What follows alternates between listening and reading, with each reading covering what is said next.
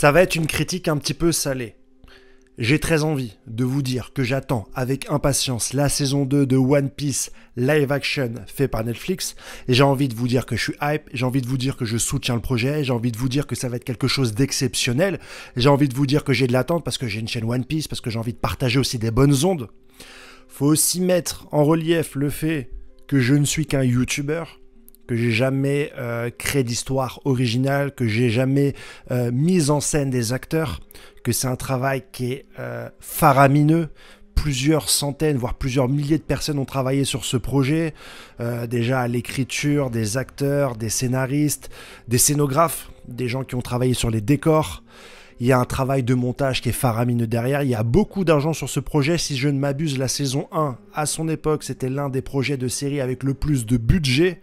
Je suis très loin de pouvoir ne serait-ce que coordonner autant de personnes qui travaillent sur un seul et même projet qui a été validé par Oda. Il est venu, il y a eu une interview d'ailleurs avec l'acteur qui joue Luffy, je ne me rappelle plus de son nom. Qui suis-je pour émettre une critique ? Déjà, il faut poser un petit peu le contexte. Je ne suis qu'un YouTuber et j'ai rien fait d'aussi significatif. J'arrive même pas à la cheville de ces gens-là.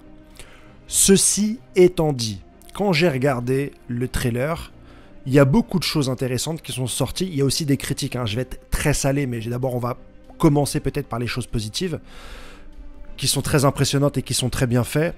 En premier lieu, déjà, le casting, je pense que c'est une des plus grandes réussites de la série Netflix. Le casting, ils ont vraiment l'âme, l'ADN des personnages. Je parle de Luffy, je parle de Zoro, je parle d'Usopp, je parle de Sanji, je parle de Nami. Ils incarnent vraiment les personnages dessinés par Oda et c'est hyper rafraîchissant de les voir. En plus, je trouve que c'est pas juste une réplique simple des personnages d'Oda, ils ont vraiment leur identité. Je trouve que c'est le plus beau choix.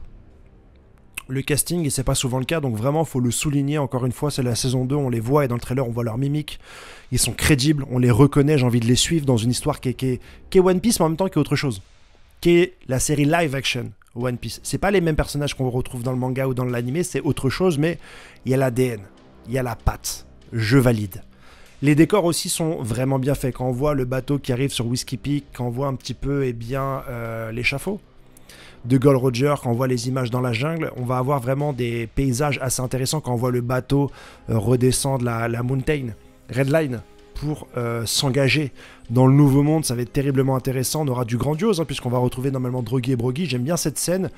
Cinématographiquement, on sait mettre des géants et des gens à taille humaine dans une même scène. Ça a été fait dans plusieurs films depuis très très longtemps, depuis plus d'une trentaine d'années, parce que déjà à mon époque, et j'ai 35 ans, il y avait Chérie, j'ai rétréci les gosses, où en utilisant habilement la perspective, tu pouvais donner l'illusion que des personnages de différentes tailles échangent ensemble. Je crois que c'est un procédé qui a aussi été utilisé dans Le Seigneur des Anneaux avec les Hobbits. Donc, de ce côté-là, ça va être quand même assez sympa aussi.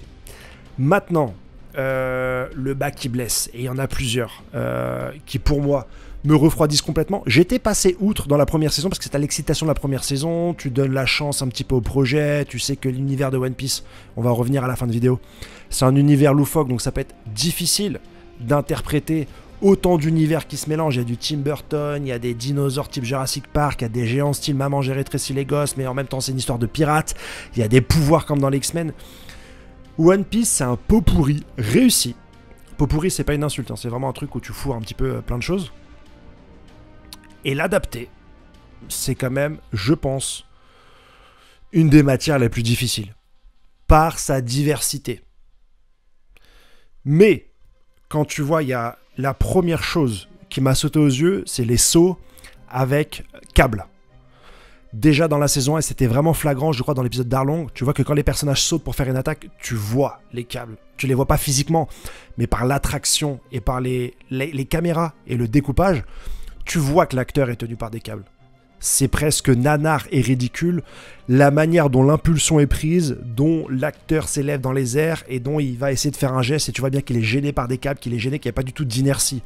Chose que tu retrouves plus du tout dans tous les Marvel. On sait faire en plus maintenant aujourd'hui des personnages, ne serait-ce que Spider-Man. On sait faire des personnages qui vont en hauteur, qui font des attaques, qui redescendent par le jeu de caméra aussi. Ça peut atténuer un peu ces effets de câble. Et là, quand tu vois Luffy faire un bond dans la jungle, ou quand tu vois, je crois que c'est Miss Olsenday, qui serait donc Vivi, mais peut-être que je me trompe, tu me le diras en commentaire. Tu vois les câbles, tu dis non, c'est plus possible. Ça te sort.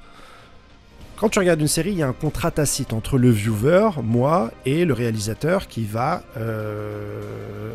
par contrat tacite, te raconter une histoire et faire abstraction de certaines réalités pour le bien du récit et aussi parce que on est limité par ce qu'on peut faire techniquement. C'est un lien avec un fil qui peut être tiré dans tous les sens et tu peux te dire bon ok, c'est pas ouf, mais j'accepte, ça ne me sort pas de la fiction. Mais là, quand tu vois des sauts comme ça, avec ce niveau de production, Netflix, très certainement un budget faramineux, tu te dis c'est pas possible. Alors il y en a qui déjà sur Twitter, parce que j'ai déjà commencé à donner mes avis, qui ont dit oui mais c'est Luffy, c'est loufoque, etc. Ne confondez pas loufoque et mauvaise qualité. One Piece, c'est pas un nanar.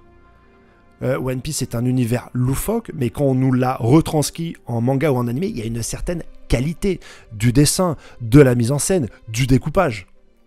On va pas se dire qu'une scène est mal mise en scène ou mal découpée et dire ah oui mais c'est du One Piece. One Piece c'est de la qualité, c'est l'œuvre la plus vendue.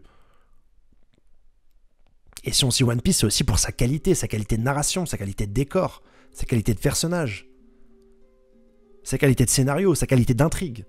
C'est la qualité qui nous ramène à One Piece. Le succès est l'équivalent de la qualité. Tu ne peux pas expliquer un problème de qualité en disant « Oui, mais One Piece, c'est loufoque ». Les scènes d'action sont très mal faites. Le Gomu Gomu semble un peu amélioré. Quand il donne des coups de poing, certains sont un peu plus flasques, ce qui donne un réalisme un peu plus accru que le Gomu Gomu qui était très rectiligne dans la première saison. Mais on est encore loin de quelque chose de réussi. On est encore très loin de quelque chose de réussi. Mais c'est pas le pire, pour moi. Le pire, c'est vraiment au niveau des perruques des personnages. Quand on voit le personnage de Smoker avec ses cheveux blancs, la perruque de Nami ou celle de Sanji, tu te dis, mais waouh, en plus, l'effort pour faire une perruque de qualité ne m'a pas l'air aussi infranchissable, cinématographiquement parlant. Je ne comprends pas pourquoi est-ce qu'on a de tels résultats, alors qu'aujourd'hui, il y a quand même des artistes, il y a quand même des gens dans l'industrie du cinéma, de renom, j'imagine, qui sont capables de faire un travail de meilleure qualité que les cheveux blancs qu'on a de Mihawk. Ça fait Coldplay de la Japan Expo. Ça fait Coldplay de la Japan Expo. Il y a des gens à la Japan Expo, je suis sûr qu'aujourd'hui, peuvent faire de meilleures techniques de teinture de cheveux que ce qu'on a pour Nami ou Smoker. La scène de Smoker, il y a tout sauf du charisme. Pour moi, il y a tout sauf... ça fait nanar. Ça fait ultra nanar. Quand tu vois même les sabres de Zoro, ça fait jouet. Je suis désolé. Alors, est-ce qu'on essaye, par cette plastique, de se rapprocher au plus proche de la matière première qui est le manga ou l'animé? Peut-être, mais quoi qu'il en coûte. Je veux dire... Est-ce que pour se rapprocher au plus de la matière première, on en vient à présenter des choses qui ressemblent à du cosplay? Je dis du Coldplay, je crois, du cosplay mal fait, moche et dégueulasse.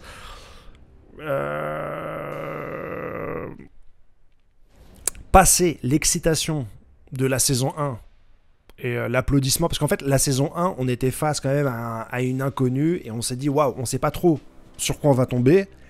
Et avec leurs moyens, avec leur budget, ils ont quand même réussi à faire quelque chose de crédible. En tout cas, c'était la première vision que j'avais. Aujourd'hui, quand tu revois certaines scènes,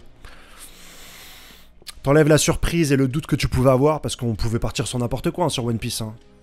T'acceptais plus ou moins les éléments qui nous étaient donnés. Là, c'est beaucoup plus difficile. Ceci étant dit, je reste un fervent supporter de One Piece. Je reste un fervent supporter de tous ces gens qui ont travaillé pour rendre vie à ce live action. Et c'est pas un sujet facile. C'est un projet, il y a des milliers de personnes. Je respecte beaucoup ça. Je vais suivre, bien entendu, One Piece et très certainement faire des vidéos à... Je sais pas si je ferai des vidéos analyse. Je ne sais pas. Je vais pas m'avancer. Mais sur ce trailer-là, ce trailer ne m'a pas trailé. C'est une vidéo ouverte. N'hésite pas à me dire en commentaire ce que tu as pensé de cette vidéo. Je suis très curieux d'avoir vos avis. construit, c'est toujours mieux. Si vous voulez cracher votre haine, vous pouvez. J'ai essayé d'être le plus respectueux possible et c'est pour ça que j'ai pris beaucoup de temps au début de vidéo pour vous donner aussi un petit peu le contexte parce qu'il faut redescendre sur terre. Je ne suis qu'un youtubeur, je ne crie pas au scandale. Je donne un avis. Mon avis ne vaut pas mieux que le vôtre. Je suis impatient de lire le vôtre. Moi, voilà, j'ai ma réaction, mais la vôtre aussi, ça peut être terriblement intéressant.